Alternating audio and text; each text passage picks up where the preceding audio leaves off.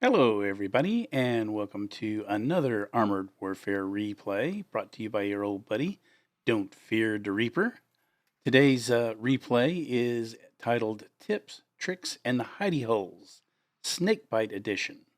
And it's actually a double build today. We're going to be looking at two replays um, featuring some really exceptional play in a tank destroyer and in a main battle tank. And we're going to analyze this and look for ideas that you can use to improve your gameplay on the Snakebite map. So without further ado, let's fire up Mr. Replay.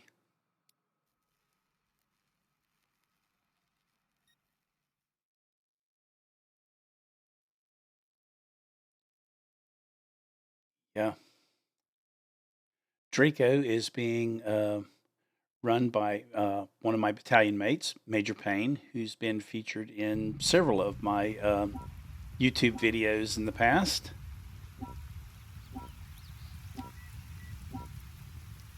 You guys will recall that Snakebite is it's been a while now, but it underwent a major overhaul. Originally, Snakebite was just basically a run down a canyon. The most difficult thing about it was dealing with a couple of artillery pieces dug in on a hillside. Now it's much more open and much more challenging, I think, which is good. I mean,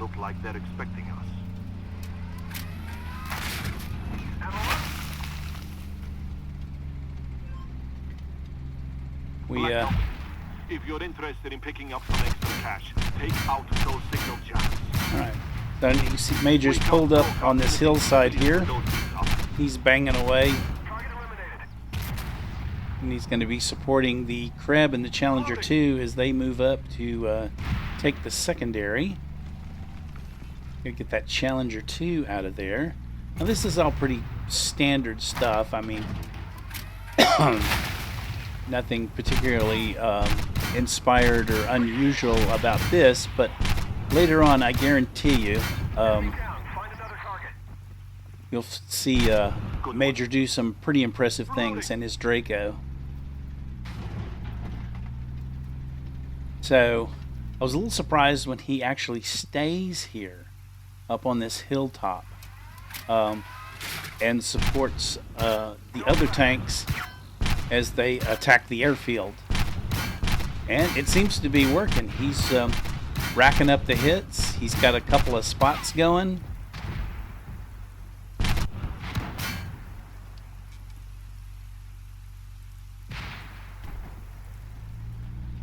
It may not be too exciting sitting here watching him sitting on a hilltop behind a bush blowing away bots, but you know, blowing away bots is the name of the game, and he's doing a good job of it where he's at right now at this stage of the game.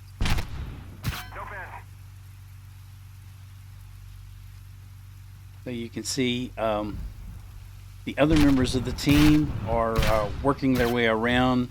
They're pushing hard in the north. The idea is to blow through the north and then hook down and get that other secondary before they try and capture the red cap.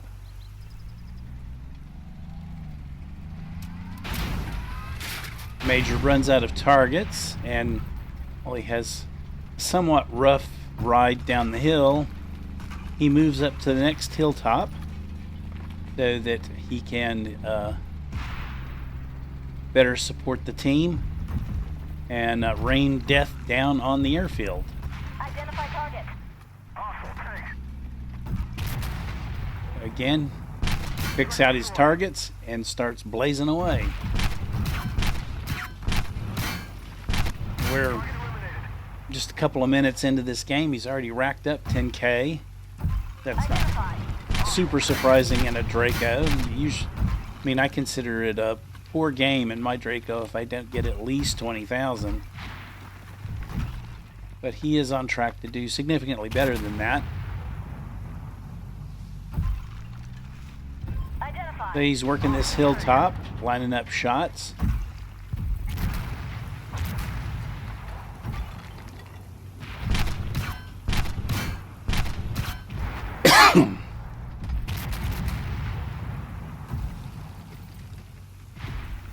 Yeah. You look up north around B6. They're just now clearing out the bots and getting them ready to hook south, take that secondary.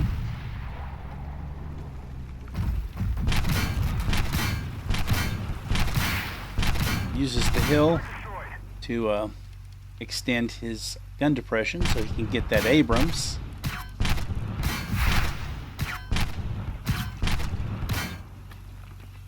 Everybody's banging away trying to take that ATDU out of the picture. Abrams fires at him and misses. Babanobu is about to polish off that 2A6, which will put him in a position to run down and take out the secondary.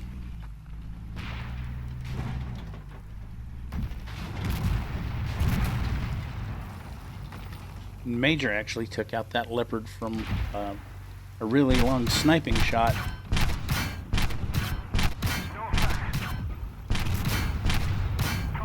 Banging away on that Abrams. He's up to 15,000 damage. He's clearly leading the pack, although we've got a couple of people who are pushing either at or pushing 10K on damage done.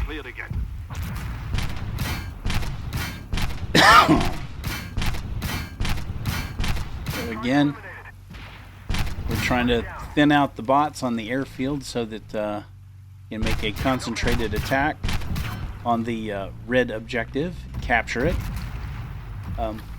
On this map now, you have to capture the red objective, and then as soon as you capture it, it will turn blue, and you have to defend it from a bot counterattack. Now he's trying to line up a shot on that T90 MS Lieutenant. Now things change on these maps over time, but the way things work right now, on the cap there is usually one boss tank and one red tank. I didn't see the red tank, that they may have already killed it. We've pretty much cleared the red tanks off the airfield, so everybody's assaulting the T90 MS with the intention of capturing the objective. The Challenger 2 and the Warrior are coming down from the north. Major's sniping at long range. That hilltop is just almost a bowl. There's all kinds of places to hide up there. And it's not unusual to have to actually crawl up into that objective to take out that boss tank. So now he knows that they're about to cap it, so he's getting in position to go and take secondaries that spawn once the cap changes hands.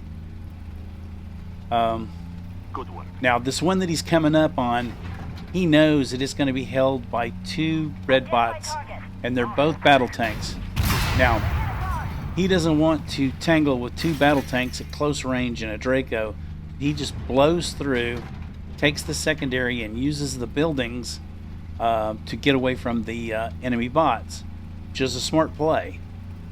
Identify target. So now he's running back.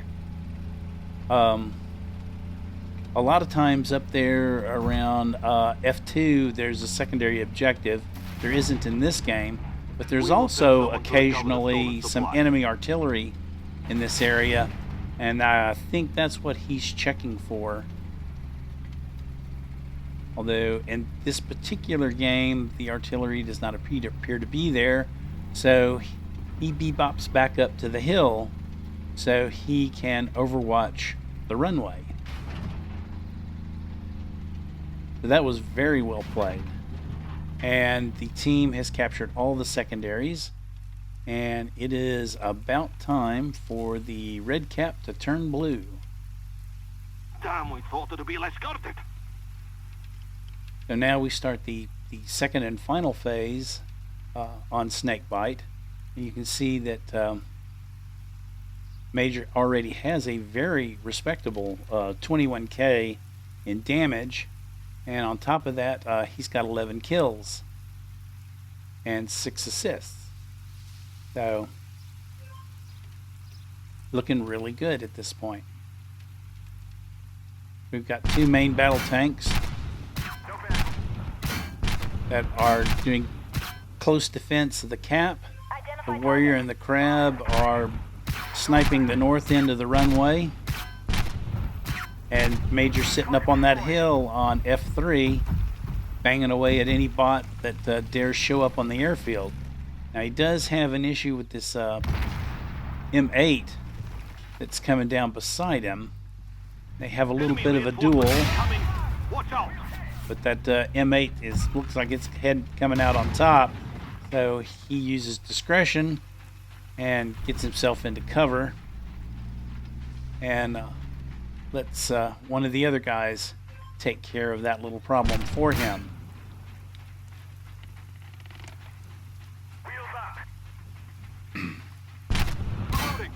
Now the bots really haven't started pouring out in earnest, but they will in a relatively short amount of time.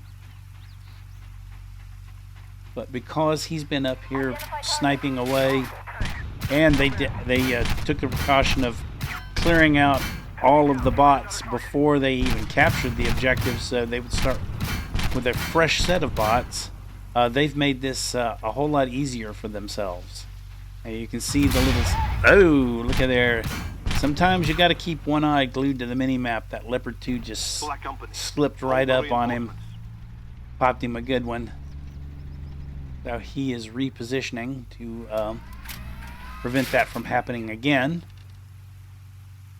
Pulls back a little bit and then just starts wailing on the bots as they try and take the blue cap.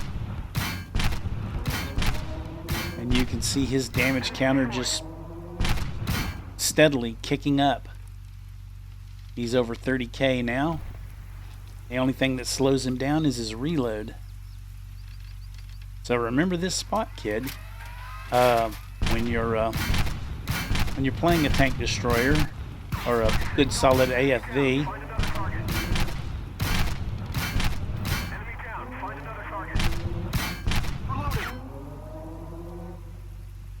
and you might look at it again to see how he took that one secondary in a little squishy fast tank.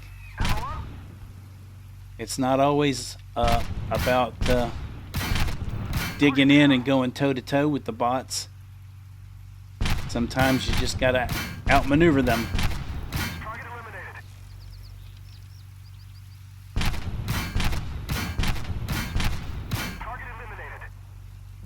So we're down to the last minute of the game, and the only question now is whether he's going to break 40k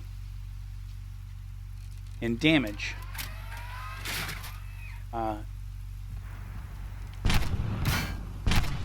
Everybody's had a pretty decent game.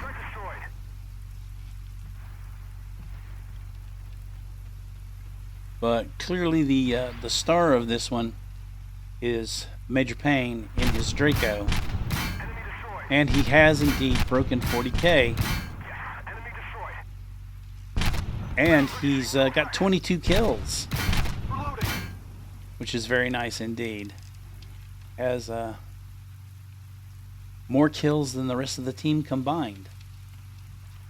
Good work. So there. So there is an example of some really good tank destroyer / AFV play on the Snakebite map. So hopefully you picked up a few ideas after watching that. Next, we're going to be looking at some main battle tank play. And this replay, I was playing with some friends early in the morning, and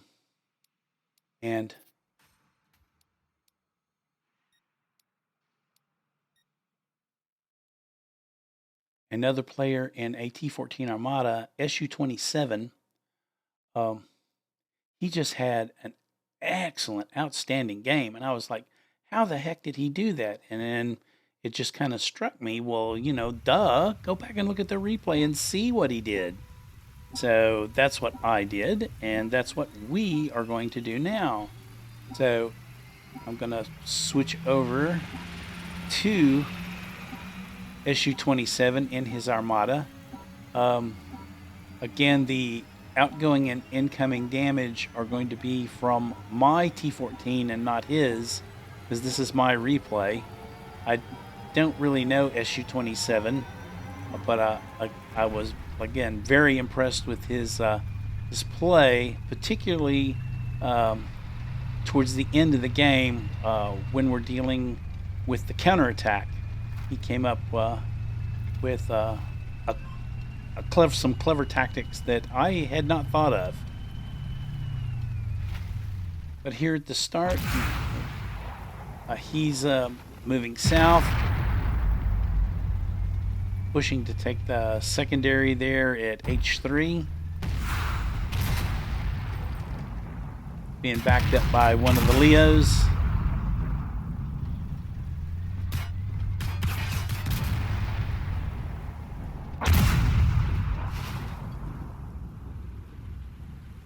I actually draw first blood, knocking off a Ramka over on the other side of the map.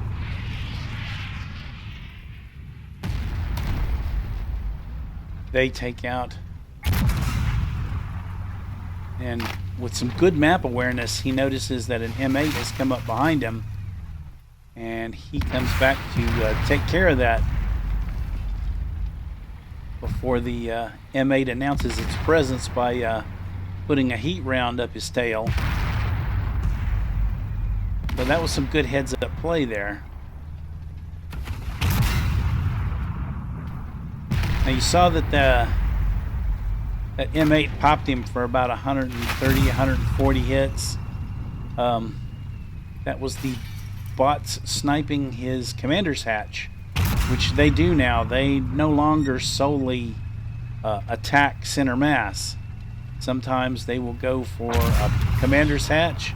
Sometimes they will go for a driver's hatch, which is bad. If they get your driver's hatch, they're going to do a lot more damage. So now he comes down and deals with these two bots. These two bots, you normally don't see these guys until later in the match, because right where they're at, there'll be a secondary once we start trying to capture the red cap. So he's clearing out the enemy to make it a little easier to come and grab this later on.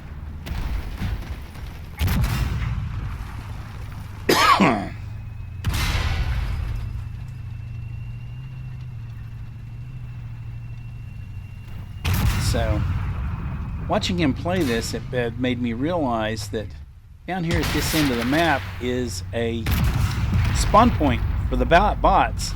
He uses smoke to cover that Thunderbolt so he can attack the other one. That Thunderbolt just charges in, and then it kind of ignores him and blows on past. I'm not sure what the bot master ordered him to go do, but he is running like a scalded dog to go do it, whatever it is.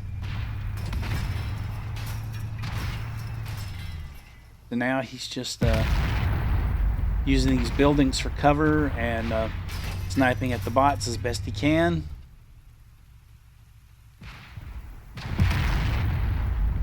We've got your pretty typical deployment at this stage of the game, with the exception of SU-27. It's a little farther south than I'm used to seeing a main battle tank being, but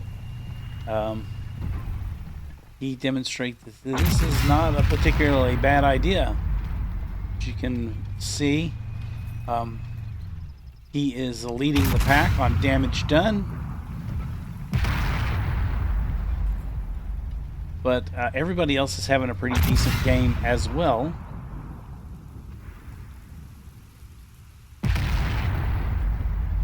And to be able to successfully get away with what SU-27 is doing, you really need a team that's going to carry the load up north so that he can detach himself and come down here and attack the bots in the south and snipe at the bots that deign to come onto the airfield.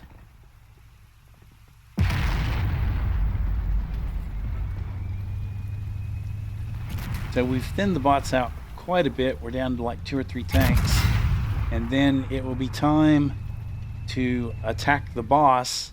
There's always a boss sitting on that red cap circle, usually with 1, maybe 2 other tanks. So SU-27 uses smoke to cover his advance, and he runs up this hillside so that he can help support the attack on the cap.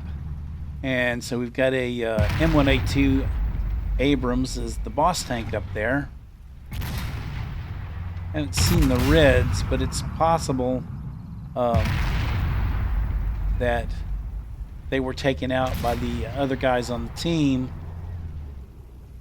when I wasn't looking, when we were looking at the SU-27's gameplay. But he's working this ridge line,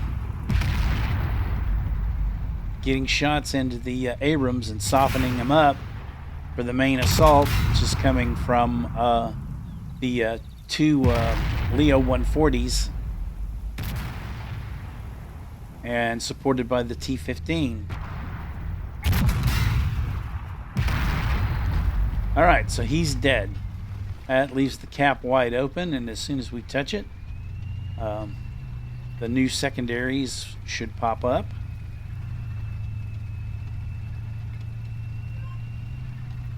SU-27 has already cleared that secondary of its defending bot, so he's going to have an easy go of taking it. He just rolls right on through and then heads out for the next one.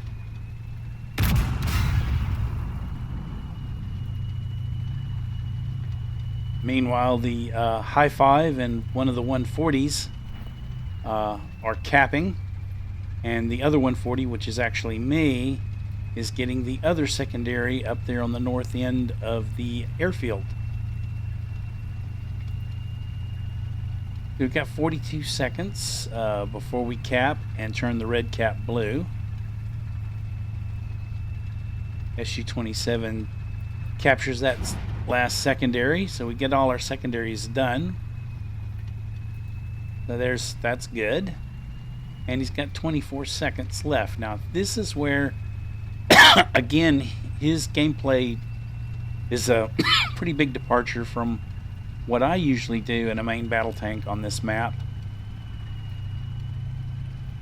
And what he's going to do is, you see that aircraft revetment right there at the corner of the map. He's going to go and tuck himself into that. And the reason for that is right there where that Abrams is basically a major spawn point for the bots. So he's essentially spawn camping the bots as they come onto the map and try and counterattack our objective.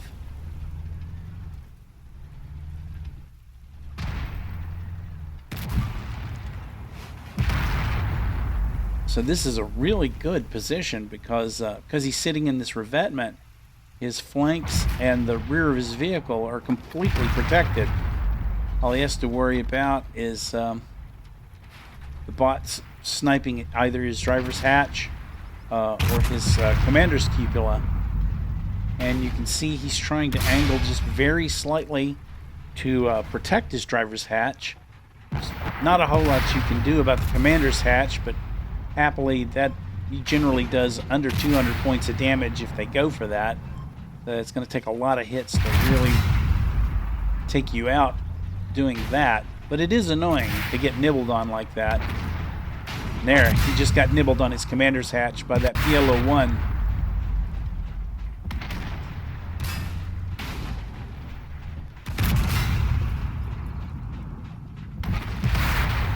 is just racking up just like Major was up on that hilltop here in this revetment.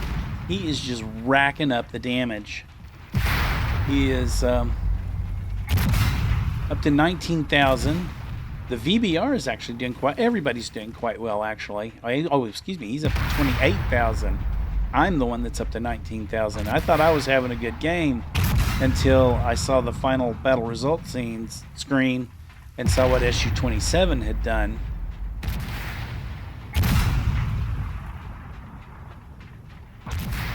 And the thing is this isn't just selfish bot farming. Every bot he kills here on the spawn point is a bot that doesn't get to go and attack the objective.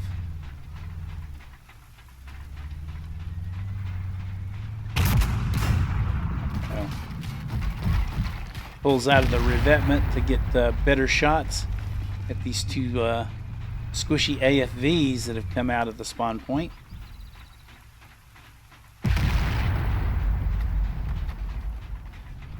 And he's over 20,000 damage. We've got about a minute and a half to go in the game. The cap is pretty darn secure because most of the bots that you see are actually down here around SU-27. They're nowhere near the capture point. So it's already too late for the bots to win by capping. They'd have to kill all of our tanks, and we're not in any real danger of that happening. And you'll see I've actually come down south to support SU-27 because the cap is secure and we can't possibly lose it at this point, so everybody's just farming kills and farming damage. He's up to 38,000. So he is pushing 40,000 damage. He has 8 kills, 12 assists. A very, very impressive game, and like I say, a bit of an eye-opener for me as far as the tactics for defending the cap once it turns blue. And I tried this tactic myself a little later on and was able to pretty much repeat what SU-27 had done. I scored about 37k in damage. Now, the caveat is that you need the right platoon mix to be able to use this particular tactic. There needs to be enough combat power to press in from the north to allow you to detach and go and attack up from the south. But in that case, you can really do some good things. So there you have it. Two just really, really excellent replays. And I think a lot of good ideas for playing the Snakebite map. I hope you guys enjoyed watching these two replays and learned a little something about it. And until next time, happy tanking.